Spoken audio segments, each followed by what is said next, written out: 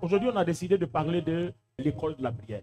Mais les amis, quand on parle de l'école de la prière, il y a d'abord les vérités fondamentales de la Bible qu'il faut ressortir d'abord, parce que toute prière efficace vient de la foi.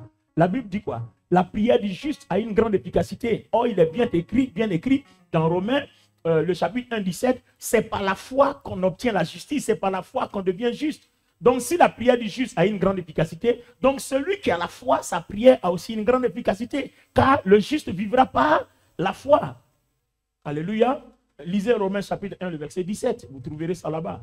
Donc, il y a le simple fait que la foi même vient de ce qu'on entend, et ce qu'on entend vient de la parole. Or, la vérité vient de quoi? La vérité vient de la parole. Et Christ nous dit quoi? Vous connaîtrez la vérité et la vérité vous affranchira. Ça veut dire qu'avant même de commencer à prier, il faut d'abord commencer à comprendre ce que c'est que la vérité et ce que c'est que la foi, les fondements sur lesquels doivent reposer notre prière. On va aller dans les Écritures. Jean, le chapitre 8, le verset 32. Vous connaîtrez la vérité et la vérité vous affranchira. Amen. Point. Asseyez-vous. Voici la parole. Elle dit, toi et moi, nous connaîtrons la vérité et puis la vérité nous affranchira. Ça veut dire que ma préoccupation est à partir d'aujourd'hui chercher à découvrir tout ce qui est vérité. Or, la vérité, ce sont les promesses, ce sont les grâces et les faveurs que la parole de Dieu me dit que je suis. Et ce sont les choses que Dieu dit qu'il a déjà faites pour moi. C'est la vérité. Et on dit si je les connais, ça m'affranchira. On n'a pas dit si je fournis des efforts, je serai affranchi. Mais si je connais la vérité elle-même mènera le combat qui m'affranchisse. Donc je n'ai rien d'autre à faire que de connaître la vérité et d'y croire. Je vais vous tester un peu. Vous connaissez la vérité. Le pasteur, qui a envie de plaire à Dieu dans cette salle? Voilà. Je vois que toutes les mains de la salle, tout le monde a levé la main. OK? Maintenant, je repose une question. Qui plaît à Dieu dans cette salle? Bon, vous voyez, les mains sont baissées, même celles des pasteurs. Vous voyez? Alors, il y a quelques bras levés, baissez les mains. Et nous y sommes.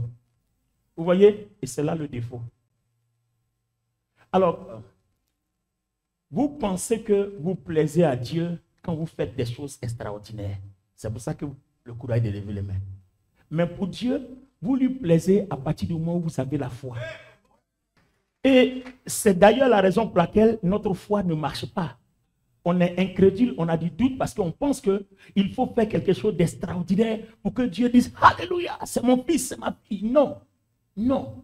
On dit « Vous connaîtrez la vérité et la vérité vous affranchira ». À partir du moment où tu dis oui à la vérité, tu plais à Dieu, c'est ce qui est écrit. À partir du moment où tu dis oui à la vérité, tu plais à Dieu. N'oubliez pas que on ne peut pas plaire à Dieu par la chair.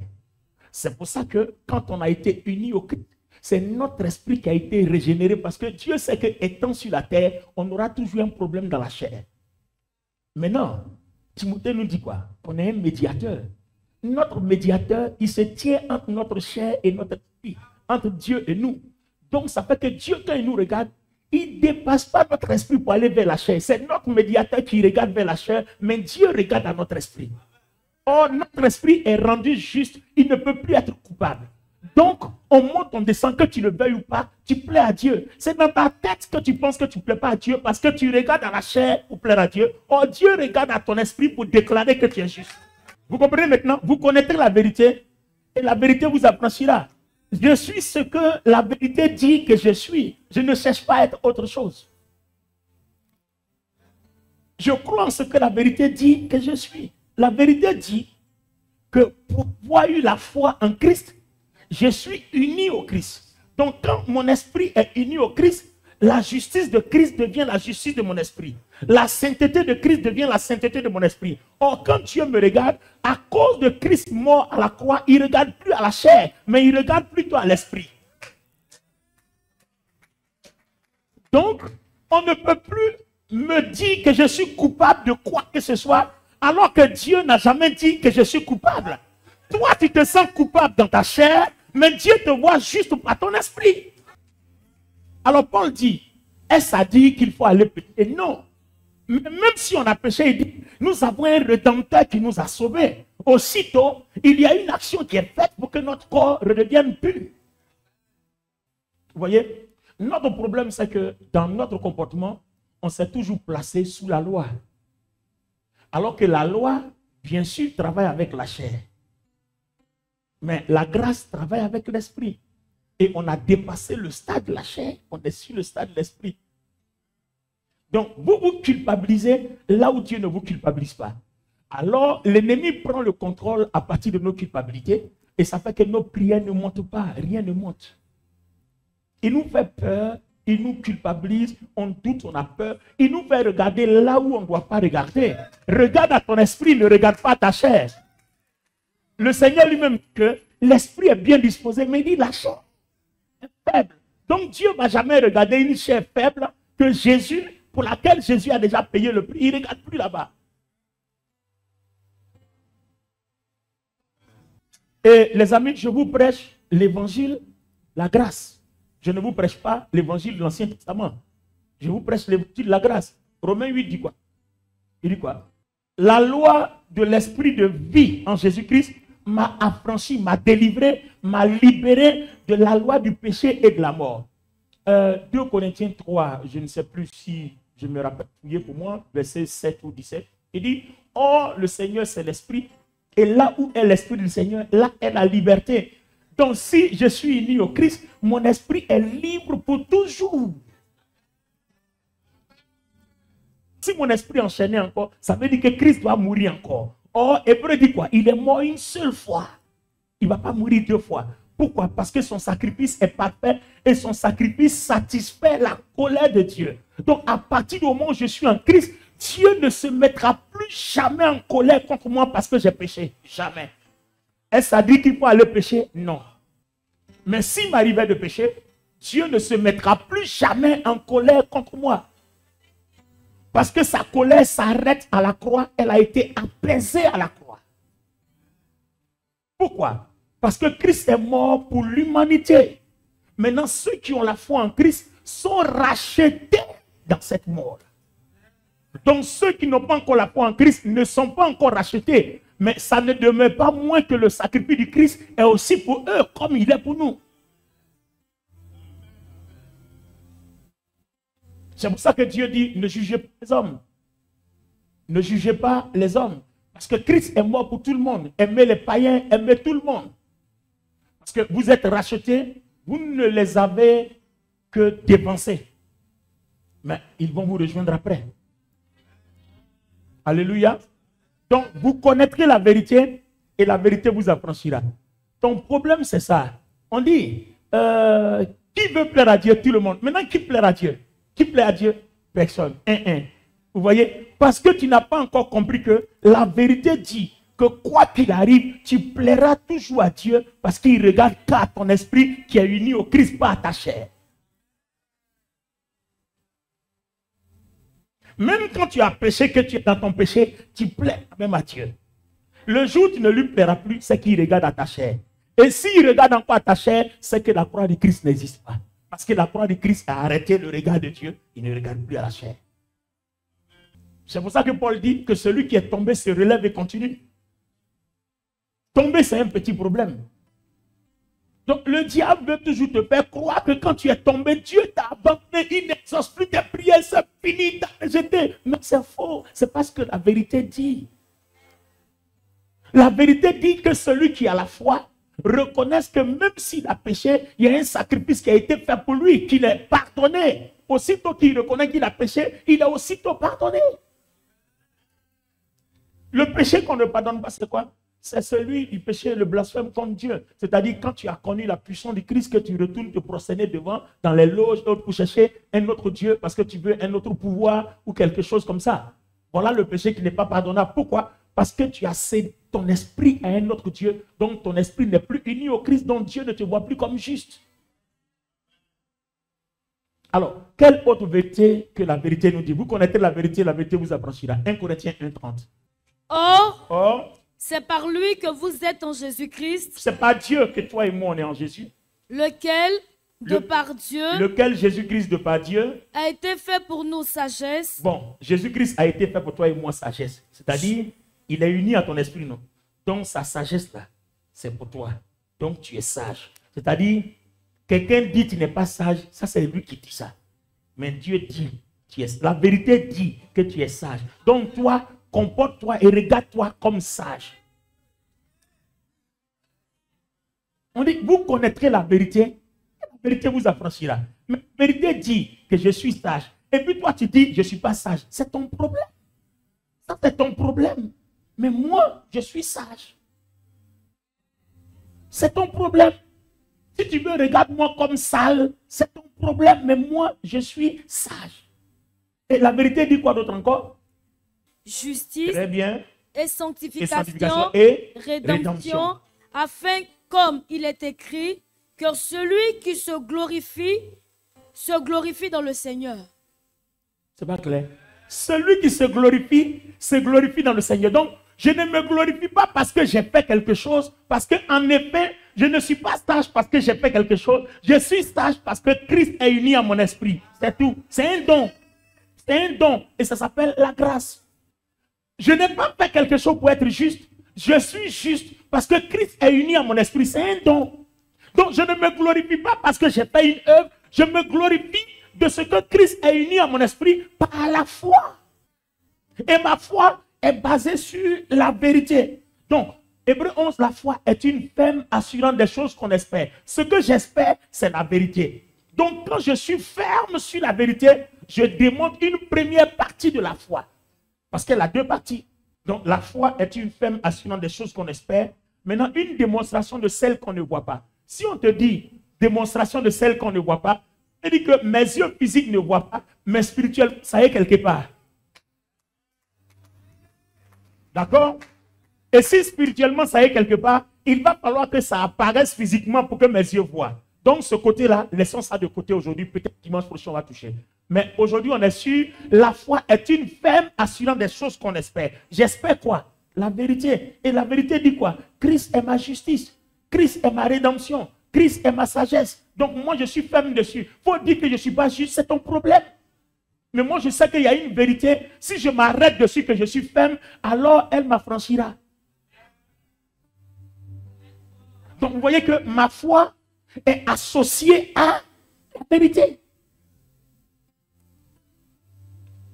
Alors vous voyez, le danger c'est que les chrétiens ne lisent pas la vérité. Ils ne lisent pas la Bible. Ils n'aiment pas étudier la Bible. Les chrétiens aiment les réunions de puissance. C'est-à-dire, les chrétiens aimeraient que, tu vois, tu lui imposes les mains et puis tout de suite, le miracle est opéré, il s'en va. Mais tu es esclave. Puisque toi-même, tu ne peux jamais le faire. Alors que ces genres de choses sont mises à ta disposition.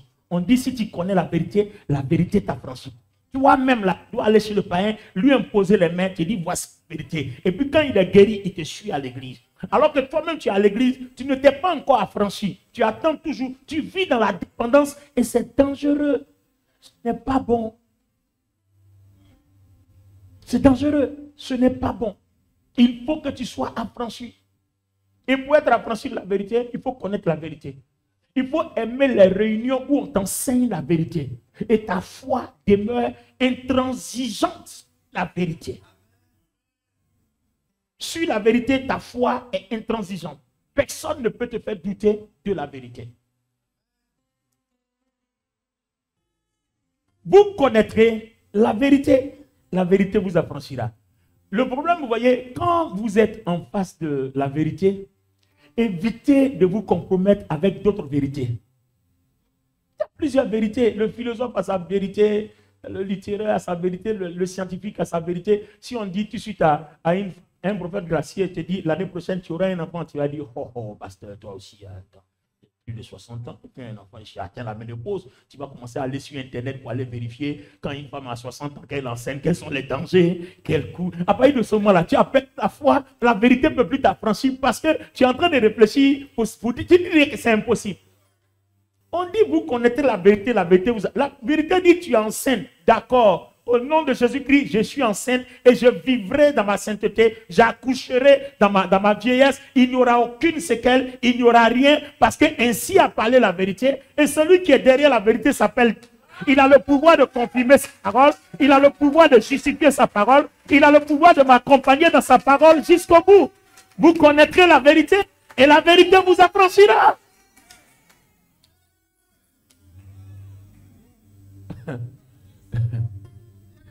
Les amis, nous sommes dans l'évangile de la grâce. Et c'est pour ça que le Christ est mort pour nous. Le Christ n'est pas mort pour nous pour qu'on réfléchisse encore. Non. Il est mort pour nous pour qu'on jouisse, qu'on bénéficie de ce que la vérité a déjà fait pour nous. Ce que la vérité dit que je suis, comme ça, je me comporte.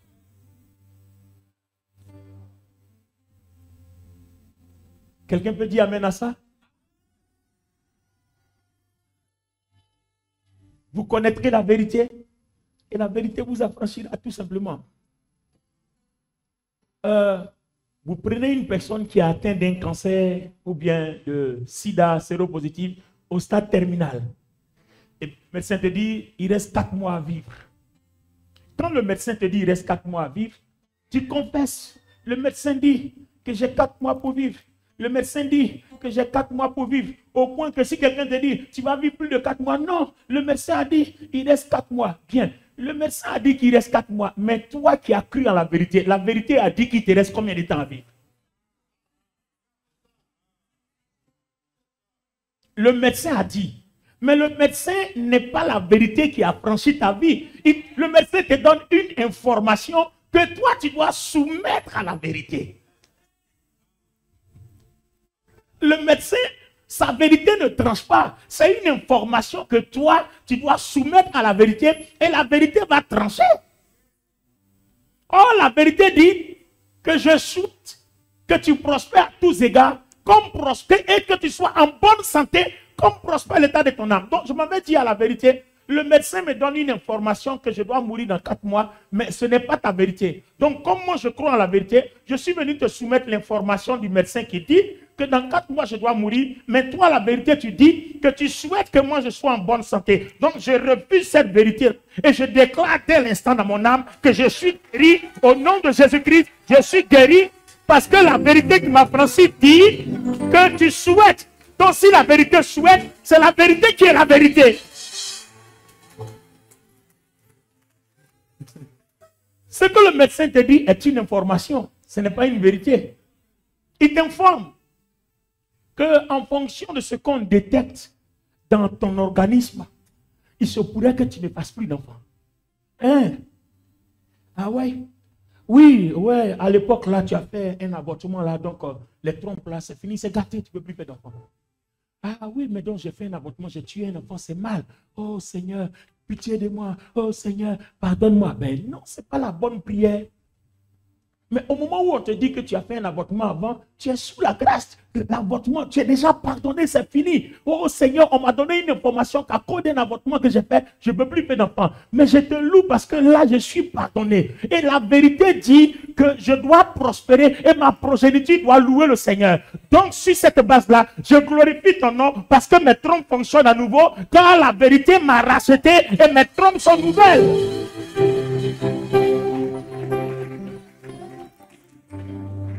Voici la confession de la foi.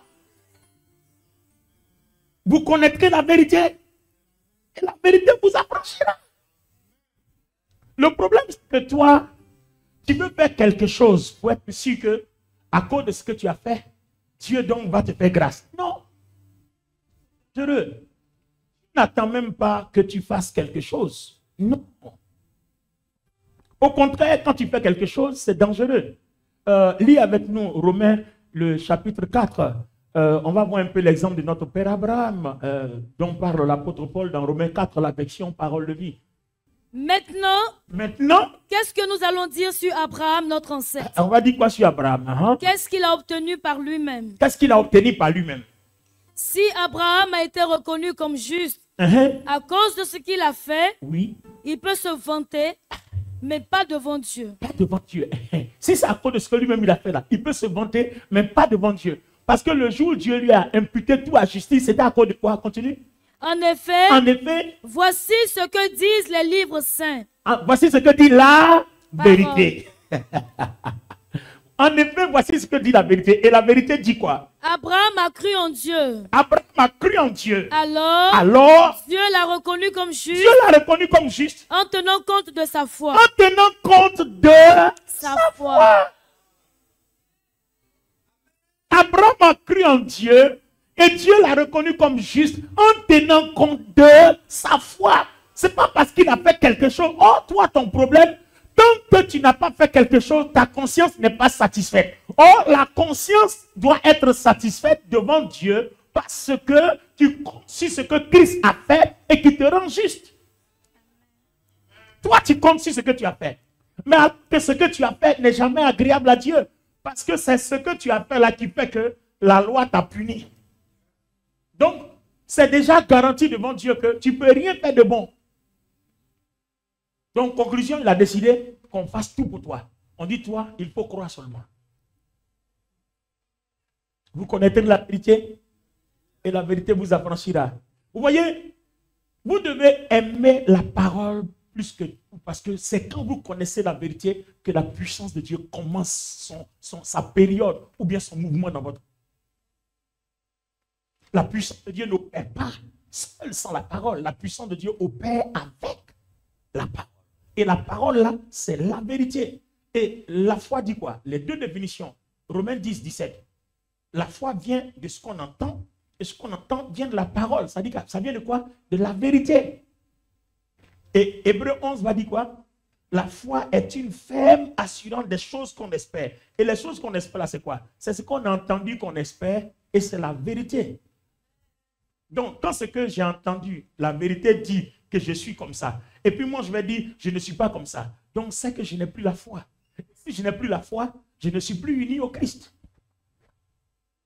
Et si je ne suis plus uni au Christ, mon esprit n'est plus juste. Donc, je suis donc sous la loi. Je suis encore condamné. Donc, regardez comment nous-mêmes, nous avons continué à nous condamner. Alors, quand nous nous condamnons comme ça, comment voulez-vous que notre prière monte vers le Seigneur? Notre prière ne peut pas monter. La preuve, toi-même, là, tu ne te reconnais même pas comme si quelqu'un qui plaît à Dieu. Tu ne te reconnais pas comme quelqu'un qui plaît à Dieu. Si toi-même, ta conscience dit que tu ne plais pas à Dieu, mais ce n'est pas possible, tu ne plairas jamais à Dieu. C'est fini. Nous avons sous-estimé l'amour de Dieu. L'amour de Dieu ne nous regarde pas comme nous, on regarde notre prochain. N'oubliez pas que nous sommes l'œuvre de Dieu, que Dieu nous a parfaitement créé.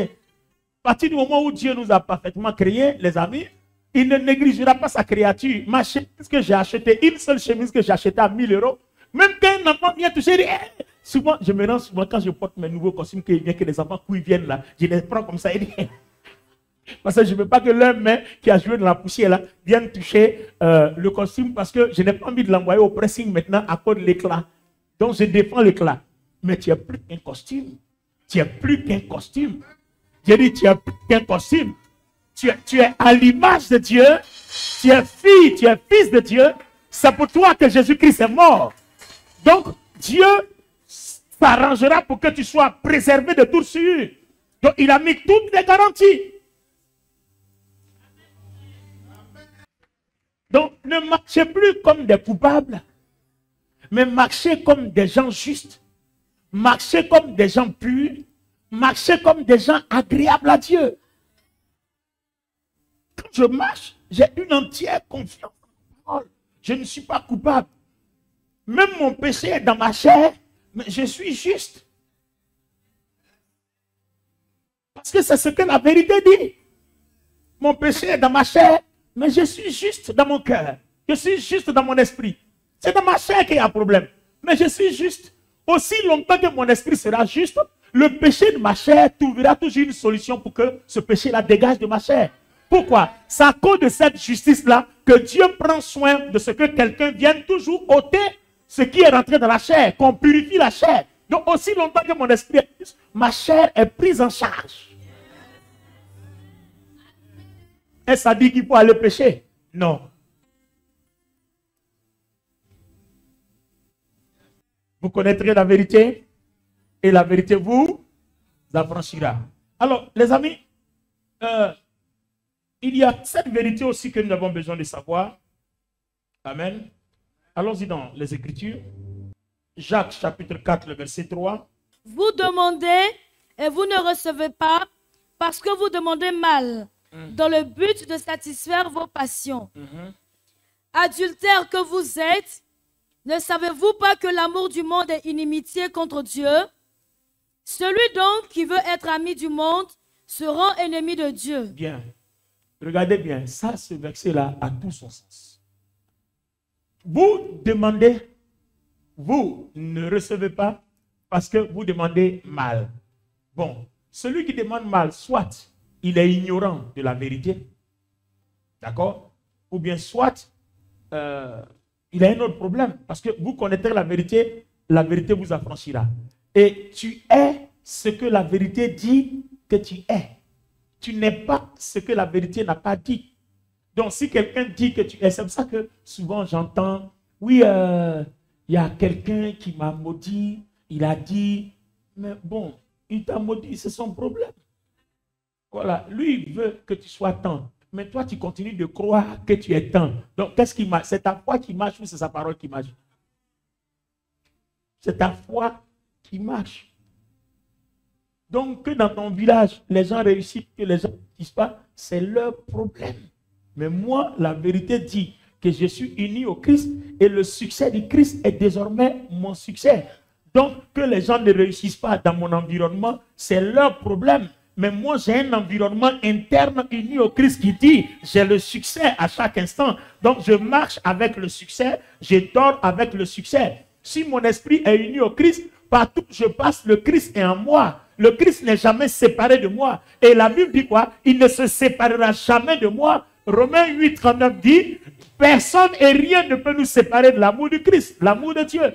Donc, même dans les toilettes, je suis assis sur la cuvette, le Christ, il est là avec moi. Il ne se sépare pas de moi. Même si ce que je déverse en dégage une odeur de putréfaction, mais le Christ le supporte parce qu'il a payé son prix à la croix. Comment ça va?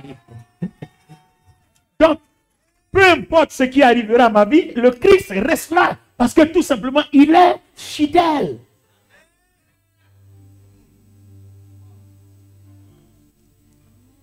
Nous sommes de plein pied dans l'évangile de la grâce. Les amis, c'est ça la grâce. C'est pour ça que nous sommes fiers, les amis. Notre fierté, c'est ça. C'est ça la grâce. Nous sommes fiers de cette grâce-là. C'est ce que Dieu a fait pour nous et c'est la meilleure des choses. Et la Bible dit quoi? La Bible dit quoi dans Éphésiens, le chapitre 1, je crois. Lis-moi les versets 3 et 4. Parole de vie d'abord, ensuite Bible du Semeur. Et je reviendrai ici.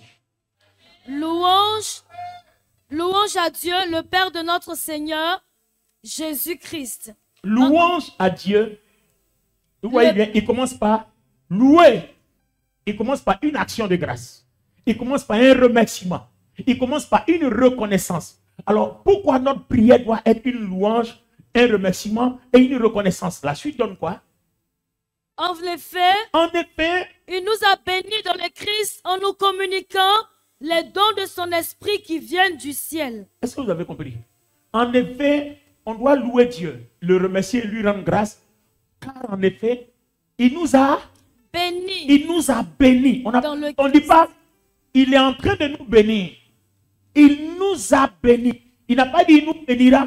Il nous a déjà bénis. Donc, là où tu es assise, tu m'entends, on t'a déjà béni. Donc, ce n'est pas maintenant tu vas aller fléchir les genoux pour dire, Seigneur, bénis-moi. Il n'écoute pas ça parce qu'en fait, tu es ignorant de la vérité. La vérité dit, on t'a déjà béni. Donc, tu dois dire, Seigneur, merci de ce que je suis déjà béni. Et cette journée-là, toutes les bénédictions que tu as déjà réservées, je me les accapare et je crois que je vais les rencontrer. Au nom de Jésus, je déclare que cette journée est une journée de bénédiction parce que Dieu qui a parlé ne ment pas et je crois en la vérité et cette vérité affranchira la journée et mes bénédictions resteront garanties. Les anges seront avec moi, le Saint-Esprit sera avec moi, la gloire de Dieu sera avec moi, le royaume de Dieu m'accompagnera dans ma journée.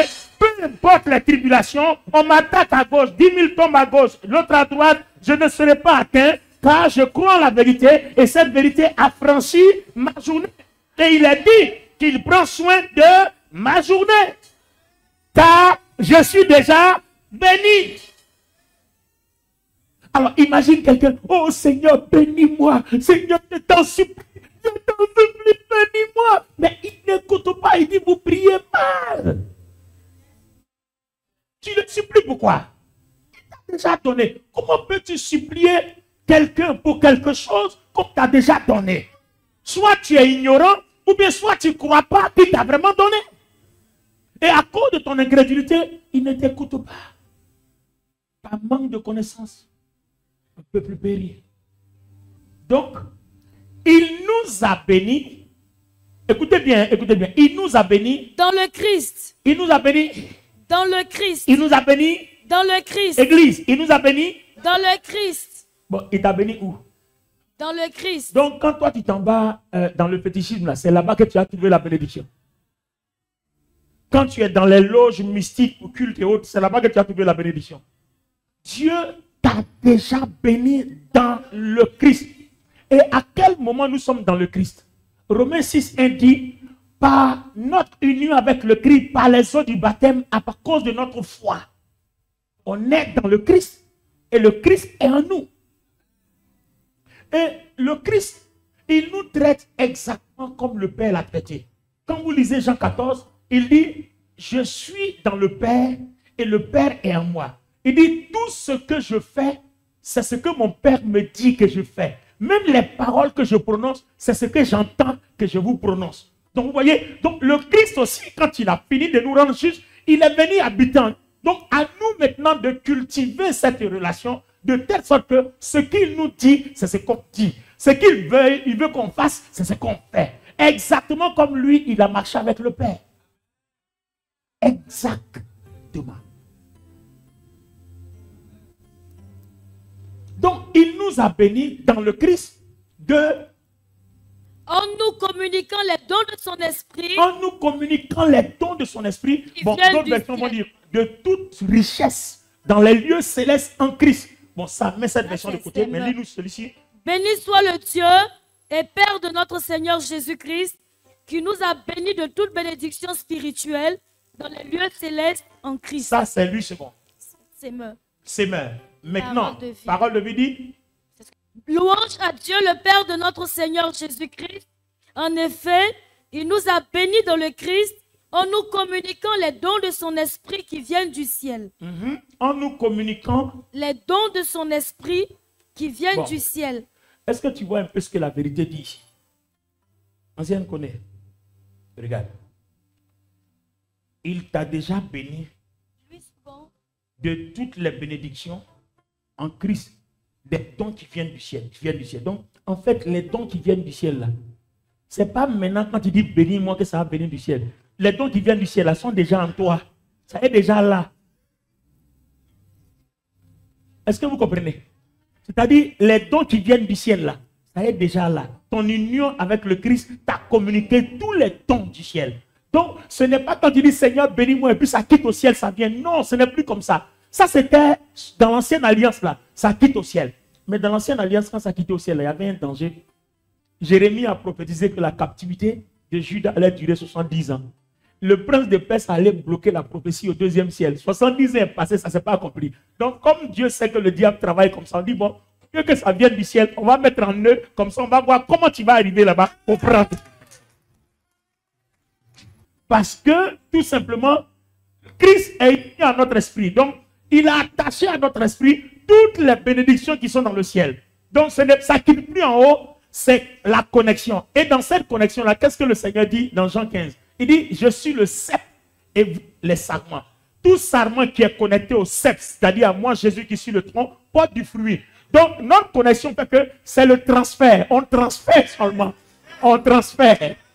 On transfère.